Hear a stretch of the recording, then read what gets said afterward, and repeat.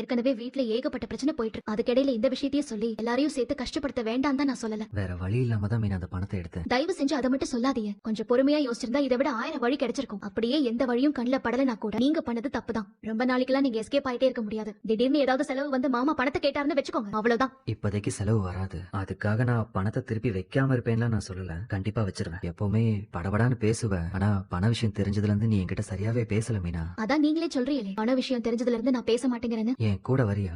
உன் கோவம் குறையறதுக்கு ஏதாவது நாம போய் சாப்பிட்டு வருவோமா? ஐஸ்கிரீமோ இல்ல ஜூஸோ சாப்பிட்டு வருவோம். எனக்கு வேலை இருக்கு. உன் கூட இருக்கணும் போல இருக்கு. 10 நிமிஷம் தான். வரியா? நிஜமாவே எனக்கு வேலை இருக்குங்க, நான் போறேன். ஏய் நில்லுடி நில்லு.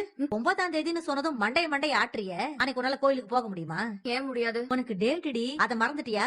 ஏது நடக்குதோ இல்லையோ மாசம் ஆனா இது மட்டும் நடந்துருக்கு. கல்யாணமாகி 2வது மாசத்துலயே 3வது மாசத்துலயே ஒரு நல்ல செய்தி சொல்லியிருந்தேனா இப்ப எந்த பிரச்சனையும் வந்திருக்காது இல்ல. நீ முழுகாம இருக்கிறன்னு வீட்லயே உட்கார்ந்து இருக்கலாம், வெறிச்சு பாத்துக்கிட்டு இருக்கிற. நான் பேசுறது உன் காதுல கேக்குதா இல்லையா?